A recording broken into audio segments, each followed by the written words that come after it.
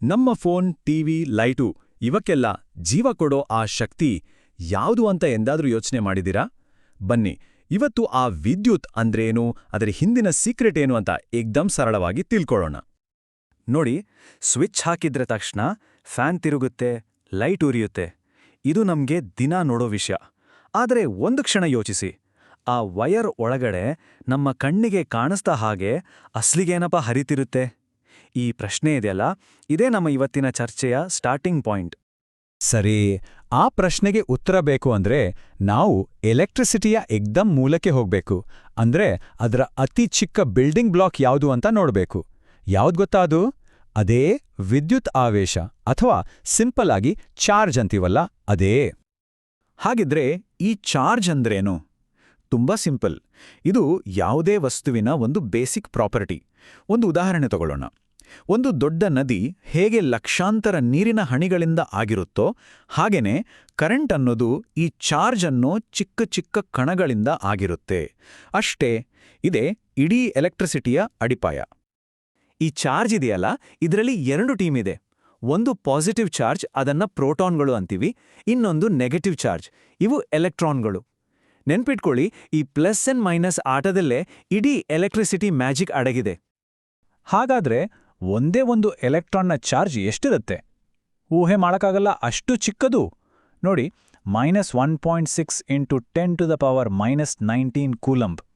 ಅಂದ್ರೆ ಪಾಯಿಂಟ್ ಹಾಕಿ 18 ಸೊನ್ನೆಗಳನ್ನು ಇಟ್ಟು ಆಮೇಲೆ 16 ಬರೆದ್ರೆ ಎಷ್ಟಾಗುತ್ತೋ ಅಷ್ಟು. ನಂಬು ಕಷ್ಟ ಅಲ್ವಾ? ಆದ್ರೆ ಇದೇ ಎಲೆಕ್ಟ್ರಿಸಿಟಿಯ ಬೇಸಿಕ್ ಯೂನಿಟ್. ಈ ಚಾರ್ಜ್ಗಳು ಸುಮ್ಮನೆ ಕೂರೋ ಜಾಯಮಾನದ್ದಲ್ಲ. ಅವುಗಳಿಗೂ ಕೆಲವು ರೂಲ್ಸ್ ಇದೆ. ಅವು ಒಂದಕ್ಕೊಂದು ಹೇಗೆ ವರ್ತಿಸ್ತವೆ ಅಂತ ನೋಡೋಣ. ಅವುಗಳ ಮಧ್ಯೆ ನಡೆಯೋ ಆ ಆಕರ್ಷಣೆ ಮತ್ತು ವಿಕರ್ಷಣೆಯ ಆಟ ಇದೆಯಲ್ಲ, ಅದು ತುಂಬಾ ಇಂಟ್ರೆಸ್ಟಿಂಗ್. ಬನ್ನಿ ನೋಡೋಣ. ರೂಲ್ಸ್ ತುಂಬಾ ಸಿಂಪಲ್, ಆದ್ರೆ ಪವರ್ಫುಲ್. ಒಂದೇ ಥರದ ಚಾರ್ಜ್ಗಳು, ಅಂದ್ರೆ ಪ್ಲಸ್ ಪ್ಲಸ್ ಅಥವಾ ಮೈನಸ್ ಮೈನಸ್, ಒಂದನ್ನೊಂದು ಕಂಡ್ರೆ ಆಗಲ್ಲ, ದೂರ ತಳ್ತವೆ. ಇದನ್ನ ವಿಕರ್ಷಣೆ ಅಂತೀವಿ. ಆದ್ರೆ ಬೇರೆ ಬೇರೆ ಥರದ ಚಾರ್ಜ್ಗಳು, ಅಂದ್ರೆ ಒಂದು ಪ್ಲಸ್ ಒಂದು ಮೈನಸ್ ಇದ್ರೆ ಅವು ಬೆಸ್ಟ್ ಫ್ರೆಂಡ್ಸ್ ಇದ್ದಾಗೆ, ಒಂದನ್ನೊಂದು ಸೆಳಿತವೆ. ಮ್ಯಾಗ್ನೆಟ್ ಥರನೇ ಅಲ್ವಾ? ಓಕೆ, ಇಲ್ಲಿವರೆಗೂ ನಾವು ಒಂದೊಂದೇ ಚಾರ್ಜ್ನ ಕಥೆ ಕೇಳಿದ್ವಿ. ಆದರೆ ಈ ಲಕ್ಷಾಂತರ ಕೋಟ್ಯಾಂತರ ಚಾರ್ಜ್ಗಳೆಲ್ಲ ಒಟ್ಟಿಗೆ ಸೇರಿ ಒಂದೇ ದಿಕ್ಕಿಗೆ ಮೆರವಣಿಗೆ ಹೊರಟ್ರೆ ಏನಾಗ್ಬೋದು? ಆಗ್ಲೇ ಹುಟ್ಕೊಳ್ಳೋದು ವಿದ್ಯುತ್ ಪ್ರವಾಹ, ಅಥವಾ ನಾವೆಲ್ಲ ಕರೆಂಟ್ ಅಂತೀವಲ್ಲ, ಆ ಶಕ್ತಿ. ಹಾಗಿದ್ರೆ ಟೆಕ್ನಿಕಲ್ ಆಗಿ ಈ ಕರೆಂಟ್ ಅಂದ್ರೇನು? ಅಂದ್ರೆ ಒಂದು ಸೆಕೆಂಡ್ನಲ್ಲಿ ಒಂದು ವೈರ್ ಮೂಲಕ ಎಷ್ಟು ಚಾರ್ಜ್ ಪಾಸ್ ಆಯ್ತು ಅನ್ನೋ ಲೆಕ್ಕಾಚಾರ ಅಷ್ಟೇ. ನಾವು ಮೊದಲು ಹೇಳಿದ್ವಲ್ಲ ಆ ನೀರಿನ ಉದಾಹರಣೆ, ಅದಕ್ಕೆ ವಾಪಸ್ ಬರೋಣ. ಚಾರ್ಜ್ಗಳು ಒಂದೊಂದು ನೀರಿನ ಹನಿ ಇದ್ದ ಹಾಗೆ. ಈ ಎಲ್ಲಾ ಹನಿಗಳು ಒಟ್ಟಿಗೆ ಹರಿದ್ರೆ ಏನಾಗತ್ತೆ? ನದಿಯಾಗತ್ತೆ. ಆ ನದಿಯ ಹರಿವೇ ಕರೆಂಟ್. ಸರಿ, ಈಗ ಸ್ವಲ್ಪ ಮ್ಯಾಥ್ಸ್ ಕಡೆ ಹೋಗೋಣ. ಅಯ್ಯೋ, ಹೆದ್ರಬೇಡಿ, ತುಂಬಾ ಸಿಂಪಲ್ ಮ್ಯಾಥ್ಸ್. ಈ ಚಾರ್ಜ್ ಮತ್ತು ಕರೆಂಟನ್ನು ಅಳಿಯೋಕೆ ಅಂತಾನೆ ಎರಡು ಮುಖ್ಯ ಫಾರ್ಮುಲಾಗಳಿವೆ. ಅವು ಯಾವುವು, ಅವರ ಯೂನಿಟ್ಸ್ ಏನು ಅಂತ ಈಗ ನೋಡೋಣ. ಮೊದಲನೇ ಫಾರ್ಮುಲಾ Q = Nxe. ತುಂಬಾ ಸುಲಭ ಇದು. ಇಲ್ಲಿ Q ಅಂದ್ರೆ ಟೋಟಲ್ ಚಾರ್ಜ್, N ಅಂದ್ರೆ ನಂಬರ್ ಆಫ್ ಎಲೆಕ್ಟ್ರಾನ್ಸ್, ಅಂದ್ರೆ ಎಷ್ಟು ಎಲೆಕ್ಟ್ರಾನ್ಗಳಿವೆ ಅನ್ನೋದು. E ಅಂದ್ರೆ ನೆನ್ಪಿದ್ಯಾ, ಆ ಒಂದೇ ಒಂದು ಎಲೆಕ್ಟ್ರಾನ್ನ ಚಾರ್ಜ್. ಸೊ ಟೋಟಲ್ ಚಾರ್ಜ್ ಬೇಕು ಅಂದ್ರೆ ಎಷ್ಟು ಎಲೆಕ್ಟ್ರಾನ್ಗಳಿವೆ ಅಂತ ಲೆಕ್ಕ ಹಾಕಿ ಅದನ್ನ ಒಂದರ ಚಾರ್ಜಿಂದ ಗುಣಿಸ್ಬಿಟ್ರೆ ಮುಗೀತು. ಇನ್ನು ಎರಡನೇ ಫಾರ್ಮುಲಾ I = Q/T. ಇಲ್ಲಿ I ಅಂದ್ರೆ ಕರೆಂಟ್, Q ಅಂದ್ರೆ ಚಾರ್ಜ್, T ಅಂದ್ರೆ ಟೈಮ್. ಅಂದ್ರೆ ಒಂದು ನಿರ್ದಿಷ್ಟ ಸಮಯದಲ್ಲಿ ಎಷ್ಟು ಚಾರ್ಜ್ ಹರಿತು ಅಂತ ಹೇಳೋದೇ ಕರೆಂಟ್. ಇದು ನದಿಯ ನೀರು ಎಷ್ಟು ವೇಗವಾಗಿ ಹರಿತಿದೆ ಅಂತ ಅಳತೆ ಮಾಡ್ದ ಹಾಗೆ. ಸರಿ, ಕಲಿತಿದ್ದನ್ನ ಒಂದ್ಸಲ ಕ್ವಿಕ್ಕಾಗಿ ನೋಡೋಣ. ನೋಡಿ, ಈ ಟೇಬಲ್ ಇದೆಯಲ್ಲ, ಇದೊಂದು ರೀತಿ ಚೀಟ್ ಶೀಟ್. ನೆನ್ಪಿಟ್ಕೊಳ್ಳಿ, ಚಾರ್ಜ್ ಅಂದ್ರೆ ಕ್ಯೂನ ಯೂನಿಟ್ ಕೂಲಂಬ್, ಅದನ್ನ C ಅಂತ ಬರಿತೀವಿ. ಅದೇ ರೀತಿ ಕರೆಂಟ್ ಅಂದ್ರೆ ಐನ ಯೂನಿಟ್ ಆಂಪಿಯರ್, ಅದನ್ನ A ಅಂತ ಬರಿತೀವಿ. ಇವೆರಡೂ ತುಂಬಾ ಮುಖ್ಯ. ಸಾಕು, ಬರೀ ಥಿಯರಿನೇ ಮಾತಾಡಿದ್ರೆ ಬೋರ್ ಆಗತ್ತೆ ಅಲ್ವಾ? ನಾವು ಕಲ್ತ ಈ ಫಾರ್ಮುಲಾಗಳನ್ನ ಇಟ್ಕೊಂಡು ಕೆಲವು ರಿಯಲ್ ಪ್ರಾಬ್ಲಮ್ ಸಾಲ್ವ್ ಮಾಡೋಣ ಬನ್ನಿ. ಮೊದಲನೇ ಪ್ರಾಬ್ಲಮ್, ಒಂದು ಬಲ್ಬಲ್ಲಿ 0.5 ಆಂಪಿಯರ್ ಕರೆಂಟ್ 10 ನಿಮಿಷ ಹರಿಯುತ್ತೆ. ಹಾಗಾದ್ರೆ ಒಟ್ಟು ಎಷ್ಟು ಚಾರ್ಜ್ ಪಾಸ್ ಆಯ್ತು?